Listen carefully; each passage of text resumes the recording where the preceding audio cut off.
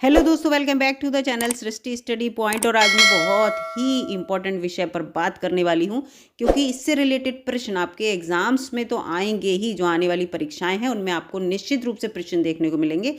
उसके साथ साथ हमें व्यक्तिगत रूप से भी इस विषय पर जानकारी होनी चाहिए।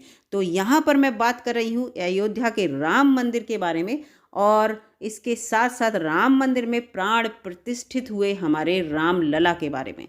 तो इनकी पूरी यहाँ पर जानकारी दूंगी कि किस शैली में ये मंदिर बना है, इस मंदिर को कौन बना रहा है, रामलला जो है वो श्याम वर्ण में ही क्यों बनाए गए हैं, कितनी उम्र है रामलला की, इनकी लंबाई कितनी है प्रतिमा की और चौड़ाई कितनी है, और इनके चारों ओर जो है वो किस किस रूप को दर्शाया गया है, सब कुछ यहाँ पर मैं बताऊंगी। नागर शैली क्या होती है, ये सब वीडियो में बस बने रहिएगा। वीडियो अच्छी लगे तो लाइक कीजिएगा और अपने दोस्तों में शेयर कर दीजिएगा, केवल जानकारी के लिए ही, और चैनल को सब्सक्राइब भी कर लीजिएगा। तो यहाँ पर ये देखिए, ये मनोरम दृश्य आपको यहाँ पर दिख रहा है, ये है प्राण प्रतिष्ठित रामलला।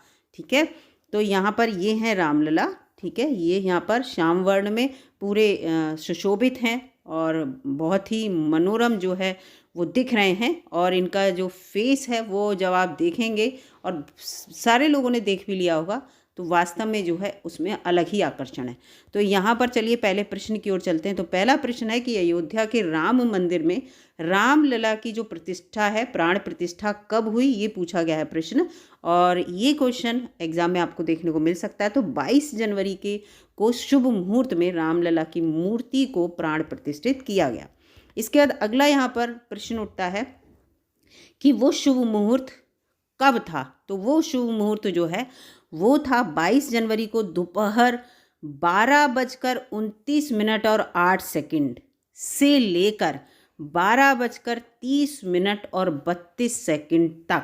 ठीक है, 12:29 और 8 से लेकर 12:30 और 32 तक का ये शुभ मुहूर्त था, और इसी में रामलला को प्राण प्रतिष्ठित किया गया था। ठीक है, अगला प्रश्न है रामलला की मूर्ति आखिर काली क्यों है। ये सबको क्वेश्चन है सबके मन में।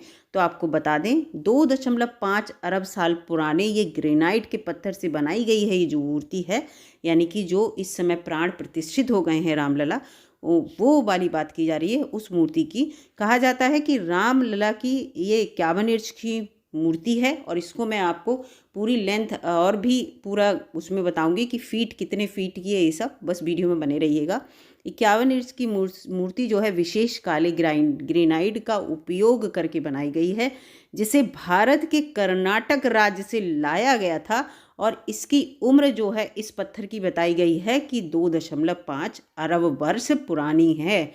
ठीक है, और ये जो ग्रेनाइट पत्थर है श्याम वर्ण का, इस पर जो है जो बहुत सारी चीज़ें हैं जो प्रतिदिन यूज़ की जाएंगी रामलला को नहलाने में और उनके टीका करने में, पूजा पाठ करने में, उसका जो है यहाँ पर जो नकारात्मक प्रभाव है वो बिल्कुल नहीं पड़ेगा। तो ये देखिए, ये क्यों खास है भगवान राम की मूर्ति में उपयोग होने वाला ये पत्थर, ये क्वेश्चन है। तो जिस श्याम शिला से भगवान राम की मूर्ति बनाई गई है उसकी आयु हजारों साल अभी बताई दी होती है, हजारों साल होती है। ठीक है, यानी कि ये जो मूर्ति है, ये जो प्रतिमा है वो हजारों साल तक खराब नहीं होगी।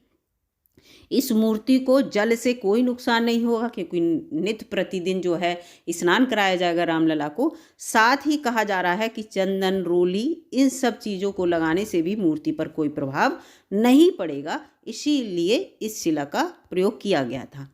इसके बाद यहाँ पर है जो मंदिर है, राम मंदिर की बात हो रही है, रामलला की नहीं, रामलला की प्रतिमा की नहीं। यहाँ पर राम मंदिर बनाने वाले कौन हैं?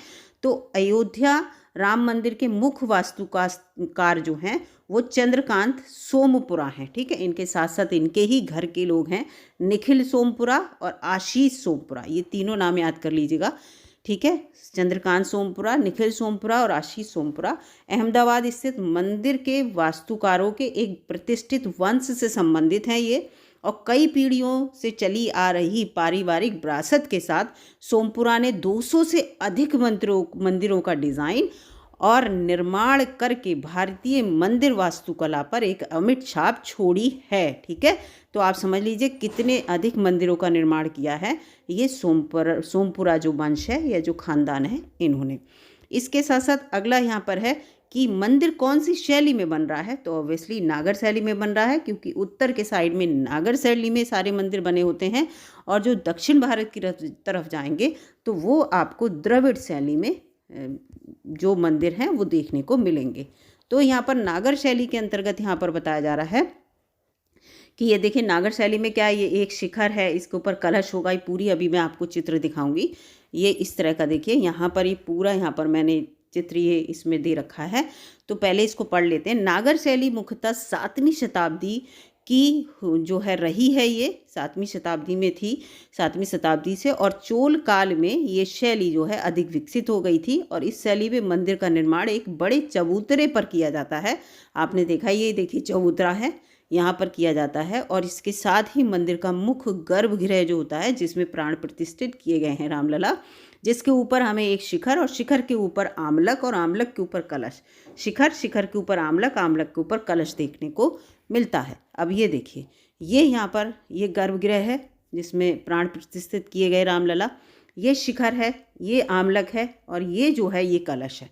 इस तरह से है, और मंडप होता है, और यहाँ पर ये है अर्ध मंडप होता है, सब यहाँ पर होता है, इसे प्रवेश द्वार समझ लीजिए। तो ये सब चीज़ें हैं। और अब ये पूरा इस तरह का, ये नागर शैली के अंतर्गत आता है, याद रखिएगा। और क्वेश्चन आते भी हैं जो मंदिर निर्माण की, नागर शैली, द्रविड़ शैली, ये सब।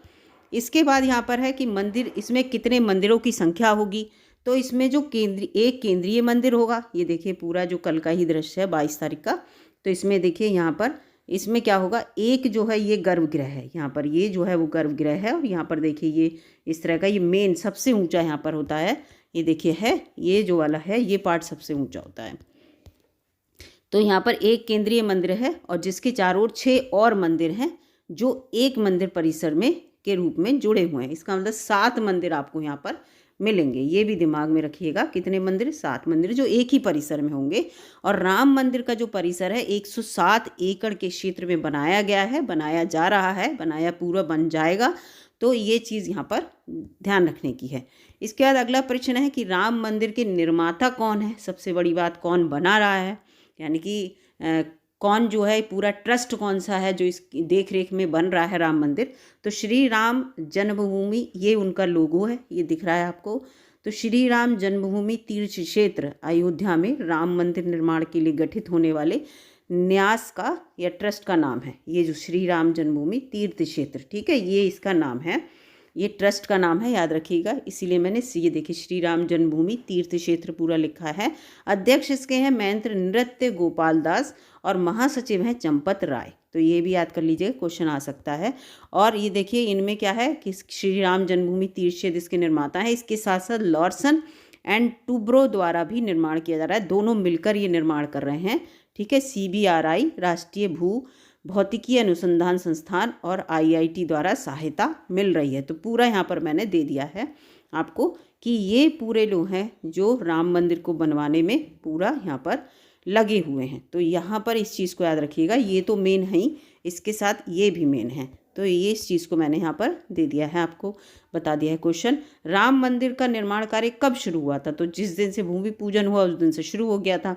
तो राम मंदिर का निर्माण कार्य जो है वो 5 अगस्त 2020 को शुरू किया गया था। इस समय उस जो भूमि पूजन हुआ था वो इसी समय हुआ था, और तब से लेकर आज तक अभी भी लगातार राम मंदिर का निर्माण कार्य चल रहा है। इसके बाद राम मंदिर की जगह पर पहले क्या था, ये पूरा इतिहास है यहाँ पर। तो किस्सा जो है वो 1526 से शुरू होता है। ये वो साल था जब मुगल शासक बाबर भारत आया था, और 2 साल बाद बाबर के सूबेदार मीर बाकी, ये क्वेश्चन आ सकता है, ने अयोध्या में एक मस्जिद बनवाई। ये मस्जिद उसी जगह पर बनी जहाँ भगवान राम का जन्म हुआ था। बाबर के सम्मान में मीर बाकी ने इस मस्जिद का नाम बाबरी मस्जिद रख दिया।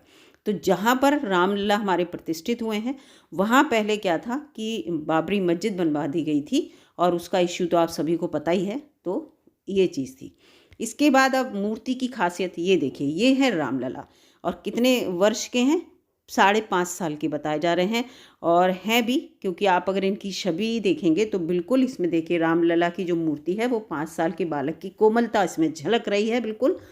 और इस मूर्ति में वालत्व, देवत्व और एक राजकुमार तीनों की छवि दिखाई दे रही है। अगर आप ध्यान से देखेंगे, एक बालक भी दिख रहा है, देव भी दिख रहे हैं इसमें और राजकुमार जैसी छवि है।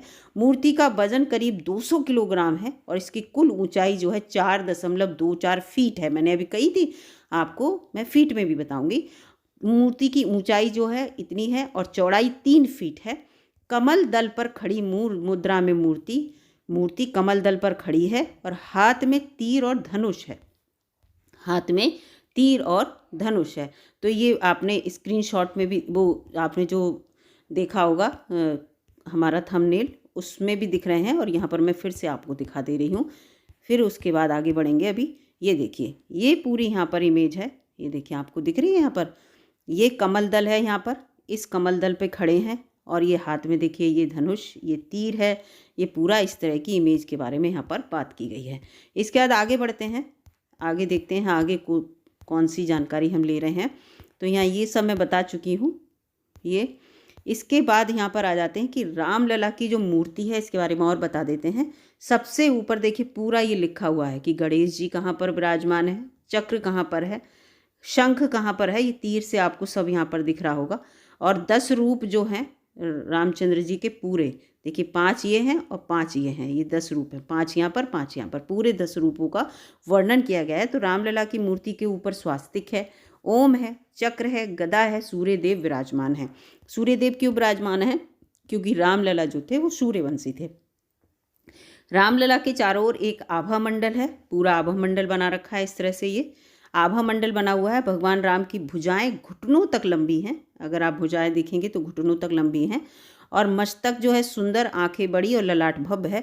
इनका दाहिना हाथ आशीर्वाद की मुद्रा में है, ऐसे करके उसी में तीर लगा है।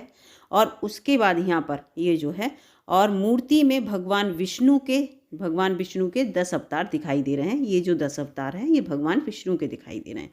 ठीक है। मूर्ति के नीचे एक और भगवान राम के अनन्य भक्त हनुमान जी, ठीक है, यहाँ पर हनुमान जी हैं और दूसरी ओर गणु जी को उकेरा गया है, यहाँ पर गरुण जी हैं।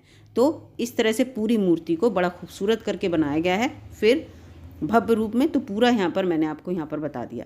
इसके बाद सबसे इम्पोर्टेंट क्वेश्चन है, आखिर प्राण प्रतिष्ठा का अर्थ है क्या?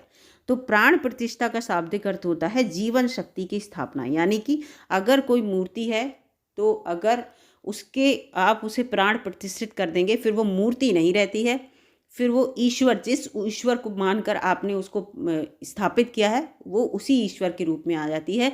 ये माना जाता है कि उनके प्राण उसमें आए हैं, उनके प्राण उस मूर्ति में आ गए हैं, वो प्राण प्रतिष्ठित हो गई, अब वो जीवंत हो गई। प्राण माने क्या होता है? जीवन।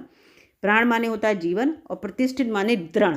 एक जगह पूरे अपने उसमें प्राण बसे हुए हैं और एक जगह प्रतिष्ठित हो गई है। तो ये चीज़ है जीवन शक्ति की स्थापना।